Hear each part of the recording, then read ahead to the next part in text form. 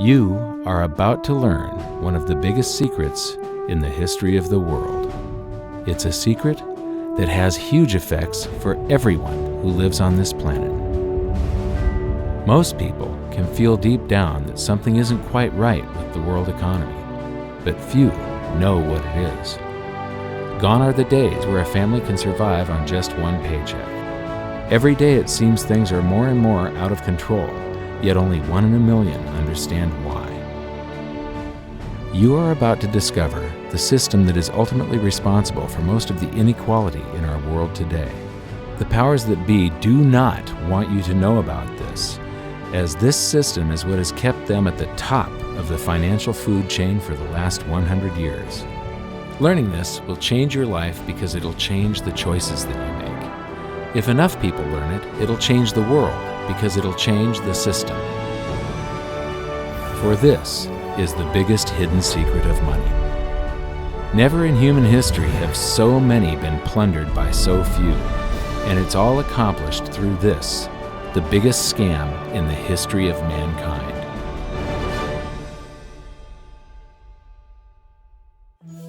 They say that money doesn't grow on trees, but the truth is that the modern banking system creates currency far faster than trees can grow. Most people don't have a clue how currency is created. Economists and bankers make it sound so complex that people think they can't understand it. But I'm going to strip our monetary system down to its essence so that you can see the scam behind the curtain and just how it affects you. Every modern society creates currency in pretty much the same way. But since the US dollar is the majority of the world's currency, I'm going to use the United States as our example. It all starts when some politician says, "Vote for me and I'll make sure the government provides you more free stuff than my opponent will." But there's no such thing as a free lunch. So to provide that supposedly free stuff, the politicians vote for the country to spend more than its income. This is called deficit spending. To pay for that deficit spending, the Treasury borrows currency by issuing a bond. So what's a bond? If you think about it, a bond is really nothing but a glorified IOU. It's a pretty piece of paper with numbers printed on it that says, "Loan me $1 trillion today, and I promise over a 10-year period I'm going to pay you back that $1 trillion plus interest." But what you need to understand is that Treasury bonds are our national debt. These glorified IOUs are to be paid back by you and I and our descendants through future taxation. Therefore, when the government issues a bond, it steals prosperity out of the future so that it can spend it today. The Treasury then holds a bond auction, and the world's largest banks show up and compete to buy part of our national debt and make a profit on it by earning interest. You'll notice that as we move through this process, the big banks are there, taking a cut every step of the way. This isn't by chance, as you'll see shortly. Then, through a shell game called open market operations, the banks get to sell some of those bonds to the Federal Reserve at a profit. To pay for the bonds, the Federal Reserve opens up its big old checkbook and writes bad, bogus, counterfeit checks that should bounce because they're drawn on an account that always has a zero balance. There isn't 1 penny in there. To quote from the Boston Federal Reserve, "When you or I write a check, there must be sufficient funds in our account to cover that check. But when the Federal Reserve writes a check, there is no bank deposit on which that check is drawn. When the Federal Reserve writes a check, it is creating money." The Fed then hands those checks to the banks, and at this point, currency springs into existence. The banks then take that currency and buy more bonds at the next Treasury auction. But what is a check? A check is also an IOU. When you write a check, you're making a note that says, "Here's my IOU for cash. All you have to do is go to the bank and pick it up." Now, it's very, very important that you understand this process because we're going to come back later and show you the devastating effect this has on you. The Treasury issues IOUs, bonds. The banks then buy those IOUs with currency.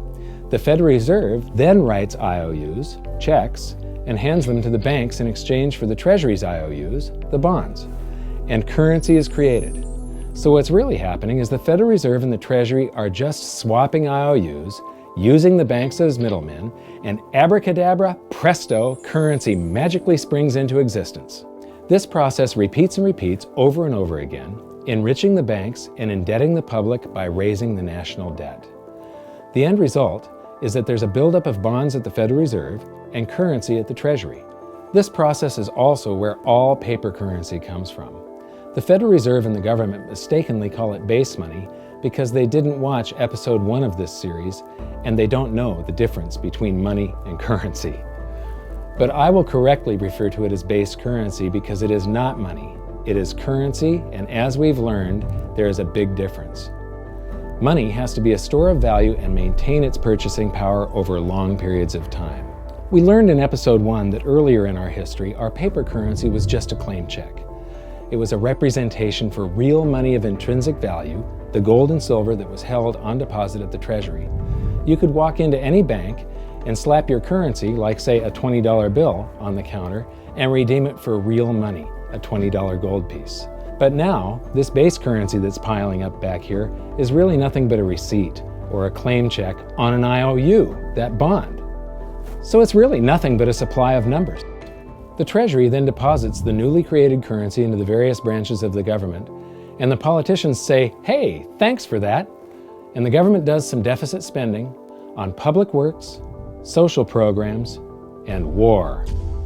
The government employees, contractors, and soldiers then deposit their pay in the banks. Now, this may come as a shock to you, but when you deposit your currency with the bank, you're not actually depositing it into an account to be safely held in trust for you. Instead, you're actually loaning the bank your currency, and within certain legal limits, they can do with it pretty much anything they please. This includes gambling in the stock market and loaning it out, at a profit, of course. Now this is where the machine of currency creation really gets cranking, because this is where something called fractional reserve lending comes into play. Fractional reserve lending is exactly what it says. The banks are allowed to reserve only a fraction of your deposit and loan the rest out. Although reserve ratios may vary, I'm going to use a 10% reserve ratio as our example. If you deposit $100 in your account, the bank can legally take $90 of it and loan it out without telling you. The bank must hold $10 of your deposit in reserve just in case you want some of it. These reserves are called vault cash. But why does your bank account still say you have $100 if the bank has stolen $90 of it? Because the bank left IOUs it created, called bank credit, in its place. Now I know this sounds crazy, but here it is in black and white from the Fed.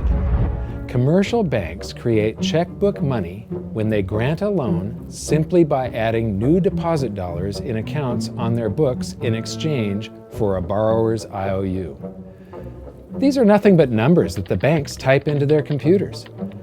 And even though these bank credit IOU numbers are very different from base currency numbers, because they only exist in computers, they are still currency. So now there is $190 in existence. Now, the reason people take out loans from the banks is to buy something. They're going to buy a house or a car or something like that. So the borrower takes the $90 that the bank loaned to him from your account, and he pays the seller of the item. But then the seller deposits that currency into his account, and his bank loans out 90% of that and leaves bank credit numbers in its place. So now there's $271 in existence. This process repeats and repeats until under a 10% reserve ratio, an initial deposit of just $100 can create up to $1,000 of bank credit, all backed by $100 of vault cash, just 10%. But as I said, reserve ratios vary wildly.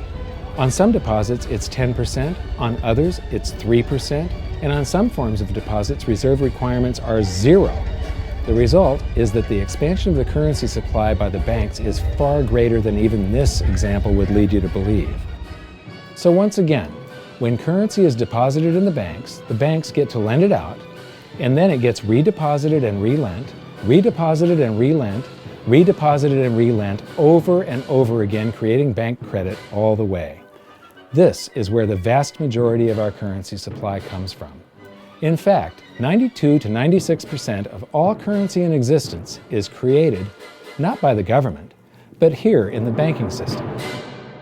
Now, massive amounts of currency spewing into society may at first sound like a fun idea. That is, until you remember one of the most important hidden secrets of money from episode 1, that the prices of everyday goods and services act as a sponge on an expanding currency supply. The more currency we have, the more prices rise. This is where inflation comes from. The true definition of inflation is an expansion of the currency supply. Rising prices are merely the symptom. So our entire currency supply is nothing but a couple of bucks whipped up in this hocus-pocus scam where the Treasury and the Federal Reserve swap glorified IOUs, and a bunch of numbers that the banks just type into their computers. That's it. That's our entire currency supply. It's nothing but a supply of numbers. Some of them printed, most of them typed, and there is nothing else. But if you thought that was crazy, get ready to enter the twilight zone of modern economics. We work for some of that currency supply. True wealth is your time, but we trade away moments of our lives, hour by hour, day by day, and year by year, for numbers that somebody printed on pieces of paper or just typed into a computer. Now those numbers represent our blood, sweat, tears, labor, ideas, and talent. We are what gives the currency its value. But here comes the really cruel joke. We work hard so that we can save some of that currency, so that we can pay the tax collector. In the United States, it's known as the IRS. They then turn it over to the Treasury so that the Treasury can pay the principal plus interest on that bond that the Federal Reserve bought with a check drawn on an account that has nothing in it. Now let's do a recap on this section, because this is where the system begins to rob you and I on a massive scale. Much of our taxes are not used for schools, roads, and public services, but to pay interest on bonds that the Federal Reserve bought with a check drawn on an account that has nothing in it. The Federal Reserve is committing fraud. But here's one of the biggest secrets of them all. Before the establishment of the Federal Reserve, there was no need for personal income tax. The Federal Reserve was created in 1913, and that very same year, the Constitution was amended to allow income tax. Do you really think this was just a coincidence? Ask yourself how much income tax you've paid over your lifetime. Much of it has been silently siphoned away into the hands of those who own the system. Yes, this system has owners. Who they are is an even bigger secret that we'll get to shortly. But first, we need to understand the mumbo-jumbo of the so-called debt ceiling. It's all based on a huge paradox. There was interest due on that bond, and there was interest due on every one of those loans that the banks made. That means that there is interest due on every dollar in existence. Let me ask you something. If you borrow the very first dollar into existence, and that's the only dollar that exists on the planet, but you promise to pay it back plus another dollar's worth of interest, where do you get the second dollar to pay the interest? The answer is that you have to borrow that one into existence and promise to pay it back with interest as well. So now there are $2 in existence, but you owe $4, and so on and so on. The result is there's never enough currency to pay the debt. There is always more debt in the system than there is currency in existence to pay the debt. Therefore, the whole system is impossible. It is finite. It will come to an end one day. What would happen if the government stopped borrowing to do deficit spending? Are the payments on those treasury bonds going to stop? What would happen if the public stopped borrowing and going deeper into debt? Are your house and car payments going to stop? No. There is a payment due every month on the principal plus the interest on every dollar in existence, and those payments do not stop. If we stop borrowing, then no new currency is created to replace the currency that we used to make those payments. Whether you're making a payment on a loan or paying tax to make a payment on a bond, the portion of the payment that goes to pay off the principal extinguishes that portion of the debt. But the debt also extinguishes the currency. Currency and debt are like matter and antimatter. When they meet, they annihilate each other. If we just pay off the principal only on all the loans and bonds that exist, the entire currency supply just vanishes. So if we don't go deeper into debt every year, look what happens. The whole thing goes into a deflationary collapse under the weight of those payments. Politicians and pundits alike talk about balancing the budget, paying down the debt, and living within our means. They don't understand that that is deflationary. It is impossible to do under our current monetary system without collapsing the whole economy. This is why any talk of a debt ceiling is not only ridiculous, It's delusional. The system is designed to require ever-increasing levels of debt just to continue. And that's why politicians will always kick the can down the road and raise this so-called debt ceiling over and over again until the whole system finally collapses under its own weight. In other words, they don't want it to collapse on their watch. The Founding Fathers of the United States knew the dangers of central banking and fought to free themselves from this very thing. The Revolutionary War started out as a tax revolt, but now we must pay tax just to have a monetary system. Having just suffered through the hyperinflation of the continental dollar, which was printed into oblivion to finance the Revolutionary War, they understood the dangers of fiat currency and debt-based monetary systems. So to protect future generations from institutional theft and out-of-control government, they wrote into the Constitution that only gold and silver can be money for the simple fact that you can't print them. Our current system is not only unconstitutional, but it robs us of the liberty and prosperity our forefathers fought and died for. We are all feeling the effects of ignoring the Constitution right now. By forcing more currency into circulation, our purchasing power is diluted. Inflation is a slow and insidious stealth tax that is simply the result of this debt-based monetary system.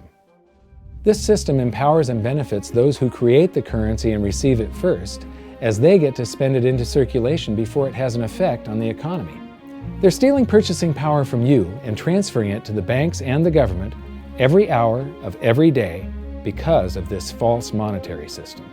And it's not like the people at the top don't know this.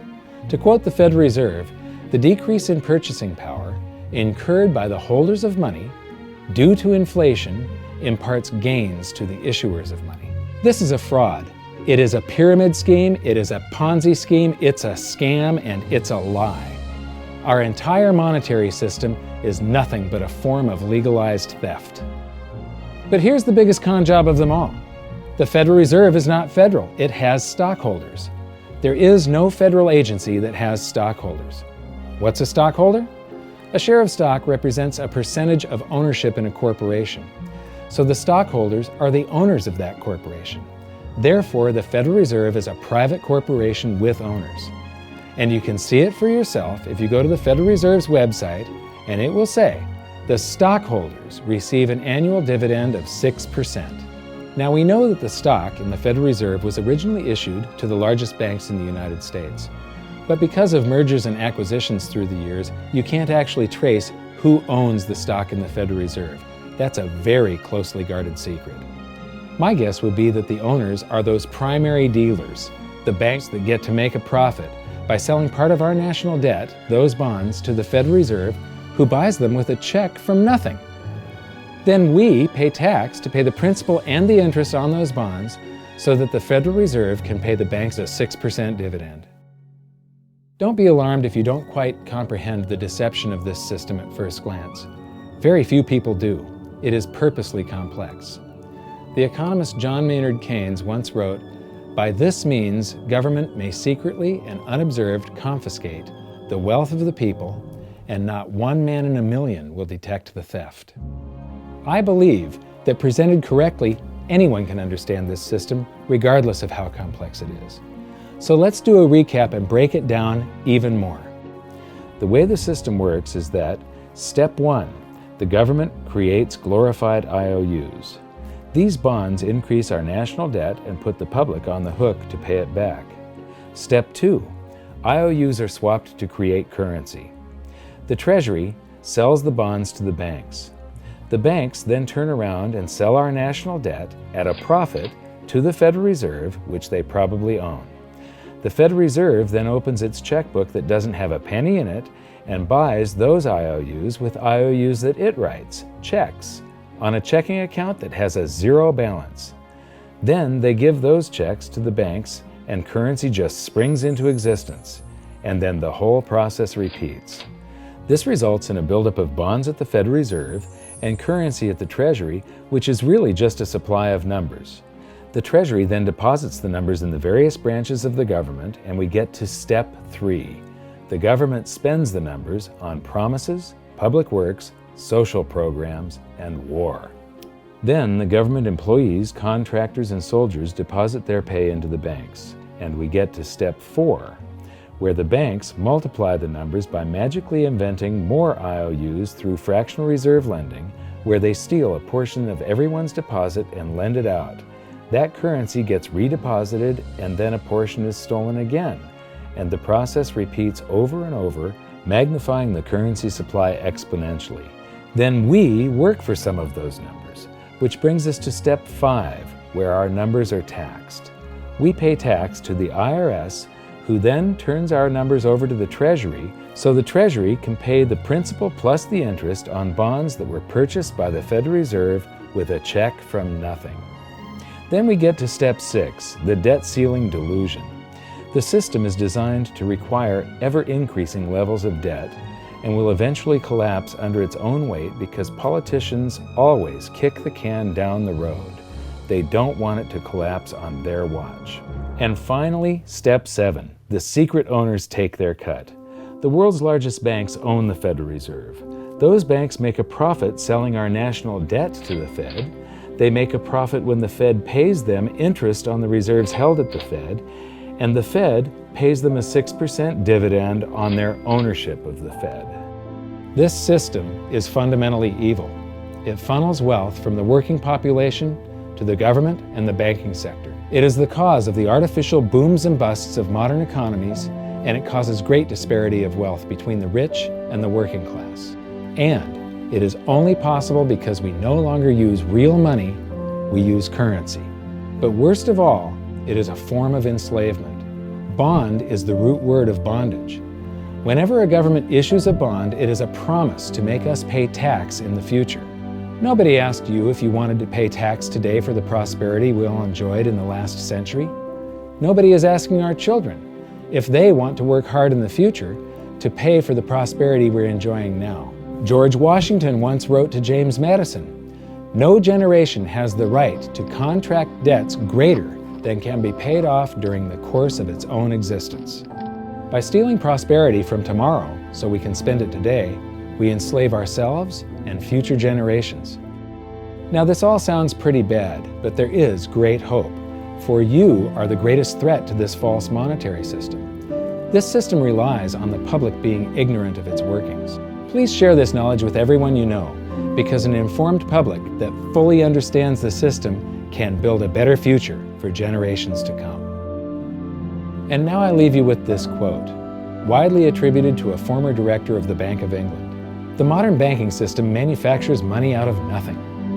The process is perhaps the most astounding piece of sleight of hand that was ever invented. Banking was conceived in inequity and born in sin. Bankers own the earth. Take it away from them, but leave them the power to create money and control credit, and with the flick of a pen, they will create enough money to buy it back again. But if you want to continue as the slaves of bankers and pay the cost of your own slavery, let them continue to create money and to control credit.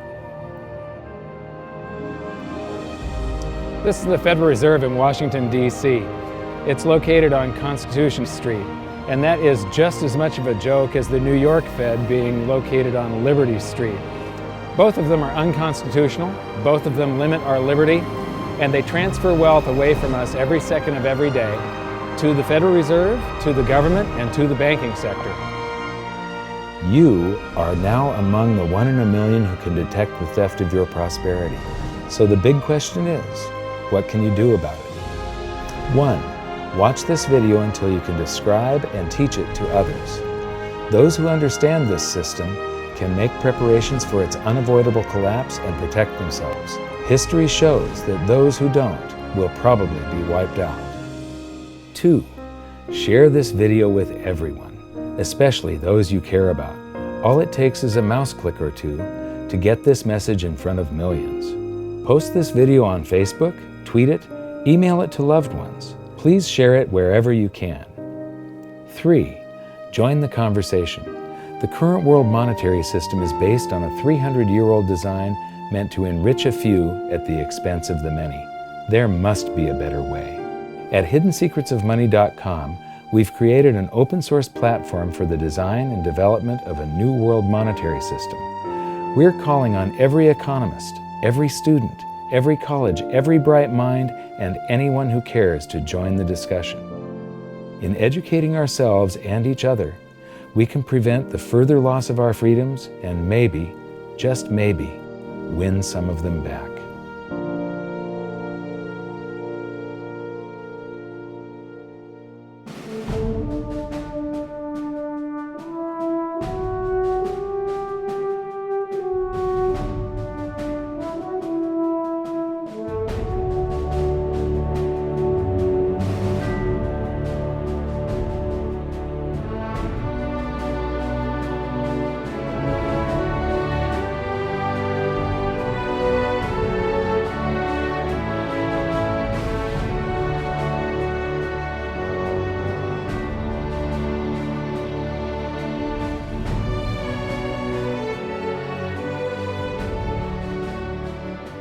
I think your episode 4 is very beneficial, very helpful. It's going to introduce these ideas to a lot of people, and like I've just been talking about, we have to change people's mind, and the more they understand it, the better. And I think we're at this point now where more people in the last several years, 4 or 5 years, have thought about the Fed than they ever have in the previous 95 years. So I think an explanation and diagrams to show it is very helpful, because quite frankly, they're not going to get it in their grade school. They're not going to get it in their high schools. They're not going to get it in college unless they're in a very rare circumstance to understand how this works. You know, for years before I got involved in really studying gold and some of the things I write and talk about today, I was a monetary economist for decades. You know, in your video, you talk about the primary dealers. I was chief counsel and chief credit officer of one of the largest primary dealers for 10 years. So I had an inside seat on the Treasury market and have the privilege of working with several former vice chairmen of the Board of Governors, Manley Johnson and David Mullins, going back to the 80s and 90s. So I'm very immersed in what you were talking about. And I thought it was extremely accurate, extremely clear.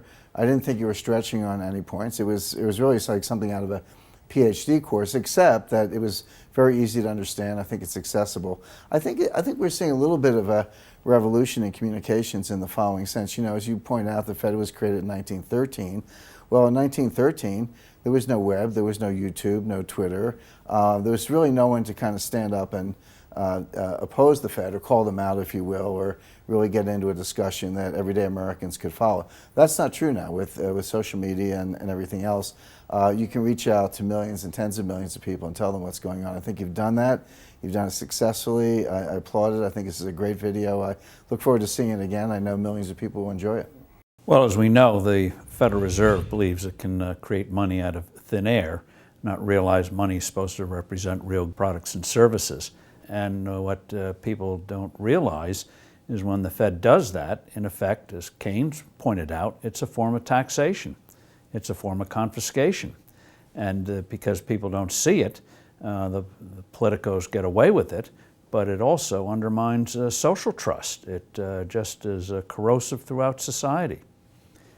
We're going to have a lot of turmoil in the coming years, but it's going to be the kind of turmoil that leads to positive things.